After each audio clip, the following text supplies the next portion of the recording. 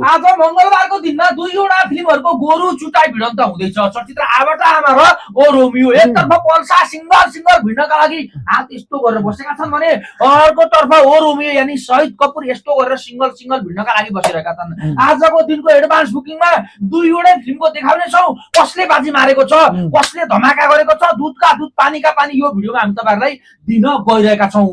हामीसँग हुनुहुन्छ मन ढकालज्यू, यहाँलाई हाम्रो कार्यक्रममा स्वागत छ। धेरै धेरै धन्यवाद सर। सबैभन्दा पहिले हामी चर्चा गरौँ चलचित्र आबाट आमाको एडभान्स बुकिङ अनि बक्स अफिस कलेक्सनको बारेमा। Okay sir. चलचित्र आबाट आमाले बक्स अफिसमा कतिको धमाका मचाएको छ, आगो बाल्न सकेको छ कि छैन ल भन्नुस्। चलचित्र आबाट आमाले बक्स अफिसमा यति बेला गोरु चुटाई गरिरहेको छ। गोरु चुटाई है कसको भन्दाखेरि प्रतिस्पर्धी फिल्महरुको, यस नेपाली फिल्महरुको पनि गोरु चुटाई, भारतीय फिल्मको त धोबी धुलाई गरिरहेको अवस्था छ। यस नेपाली फिल्महरु श्री बुकुरो, शिवांश, त्यसैगरी बिगुल, यी फिल्महरुलाई चिल्लिम फर्काइदियो, पुरै सोत्तर पारिदियो। हुन त अब दर्शकले नहेरेर सोत्तर पारेका हुन् हैन, तर पनि यस प्रतिस्पर्धामा आबाट आमासँग भिड्न सकेन नि फिल्महरु। त्यसैगरी भारतीय फिल्म ओ रोमियो छ नि, ओ रोमियोलाई पनि गाह्रो भइरहेको छ। अहिले म देखाउँछु प्रतिस्पर्धामा कस्तो छ टक्करको अवस्था, त्यसलाई हामी कम्पेयर त गरेनै छौं, तर पनि अवस्था हेर्दाखेरि यति बेला आबाट आमासँग कसैले भिड्न नसक्ने अवस्था पनि देखिएको छ। यो कुरालाई म प्रमाणित पनि गर्छु। बबाल बबन्डर भइरहेको छ, आबाट आमाको धमाका भइरहेको छ, रोकिनेवाला छैन। चारैतिर चुनावी माहौल चलिरहेको छ, जेसुकै चलोस्, बालै फरर। पल्साको आफ्नै हुन्छ यहाँ धमाका, बबाल बबन्डर भइरहेको छ। पल्सा भनेको पल्सा नै रहेछन्, चन्द्रपन्त भनेको चन्द्रपन्तै रहेछन्।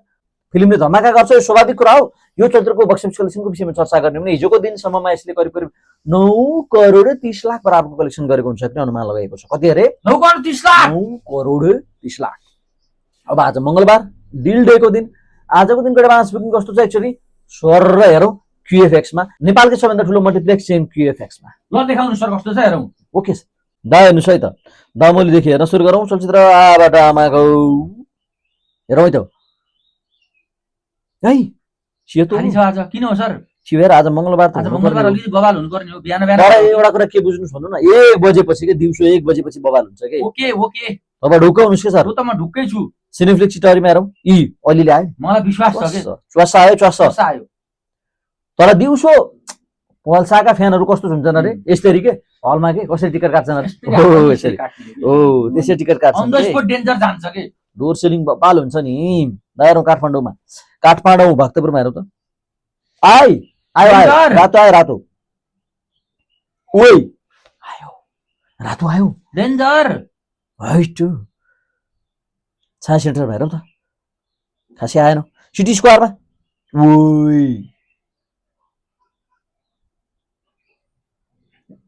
ओइ बबुलु बबुलु बबन्डर, बबुलु बबन्डर। है धमाका धमाका भइरहेको छ। है हेर्नुस् त सर।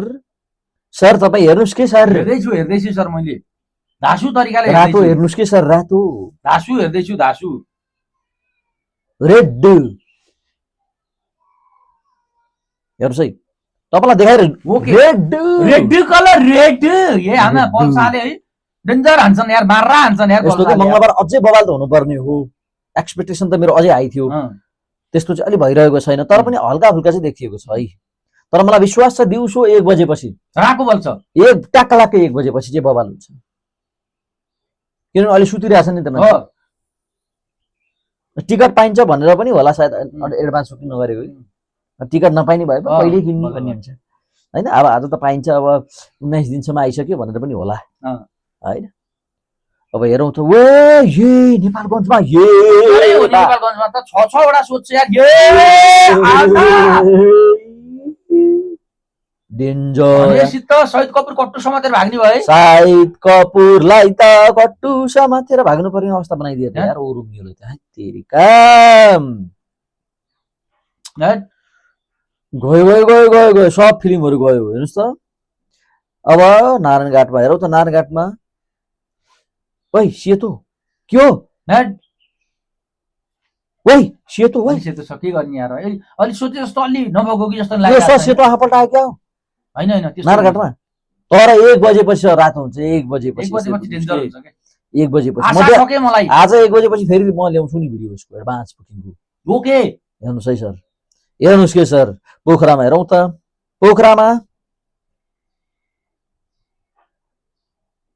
हल्का रातो वही ओइ फिल्मलाई हामीले ब्लकबस्टर चाहिँ बनाउनै पर्छ जसरी पनि। कहाँ ब्लकबस्टर त यतिकै नि भयो के 10 सुतेर करोड हुन्छ के सर अनि ब्लकबस्टर त बनाउनै पर्यो। ब्लकबस्टर त हुने भयो। यहाँ कुरो छ अब यहाँ 2082 सालको सबैभन्दा बढी कलेक्सन गर्ने फिल्म बुझ्नुभयो नि। ब्लकबस्टर त सुतेर नि हुन्छ नि। ब्लकबस्टर त जसरी पनि बनाउनु पर्यो अब कुनै त्यस्तो बवाल फिल्म छैन हेर्नु अहिले छैन छैन। हैन। अलिकति असर भनेको चुनावको बेलामा अलिकति असर अब होला। चुनावसम्ममा फिल्म त खासै छन् त छैन। छैनन् चुनावको बेलामा चाहिँ अब मान्छेहरू अलिकति फिल्म हेर्न जान्नन् कि अब भन्ने हो। चुनाव भन्दा अगाडि बब्लु फिल्म कुन आउँदैछ अरे? अब खोइ यार हेर्न पर्छ यार कुन फिल्म आउँदैछ। त्यस्तो धमाका फिल्म त कुनै पनि छैन यार खोइ। चैते लाउनुपर्छ है। चैते लाग्नुपर्छ। ओए बिर्सामोडमा बिर्साको हल्का फुटबलमा हेर्छ फुटबलमा हल्का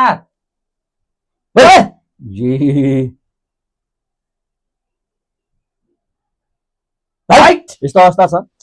जस आजको दिनमा चन्द्रले 25-30 लाख चाहिँ कमाउँछ मेरो विचारमा। अब अनलाइन टिकट सेलिङ बढी भयो भने 40-50 लाखसम्म पनि कमाउन सक्छ भनेर अनुमान चाहिँ लगाउन सकिन्छ।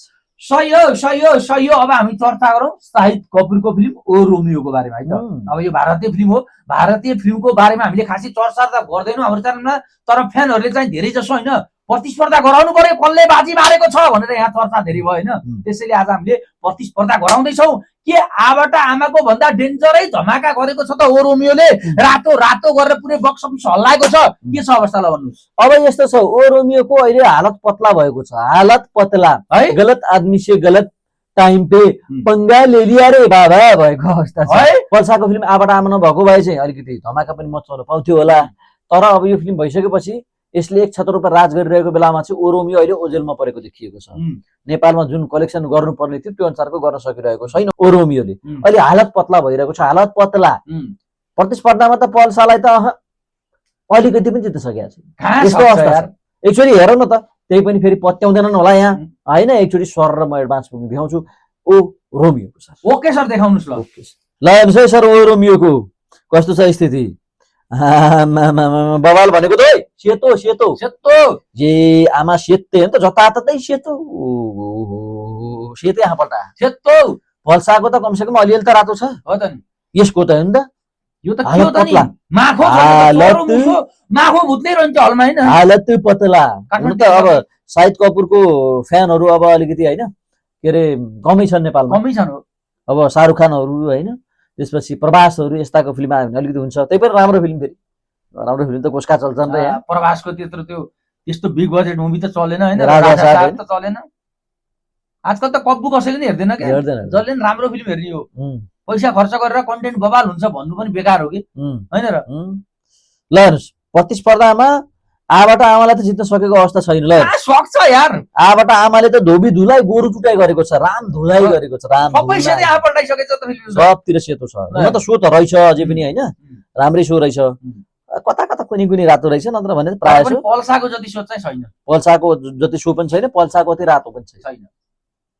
यसरी बुझ्नु पर्यो है। प्रतिस्पर्धामा पल्सासँग भिड्न सकेनन् शाहिद कपुरले। कहाँ सक्छ यार। यहाँनिर परमानेन्ट टोक्लाकै भयो छ। त सक्ने कुरै भएन नि। सक्ने कुरै भएन किन सक्थ्यो र होइन। जे भए पनि नेपालको हिरो असली बवन्डर हिरो भनेको पल्सा हुन्।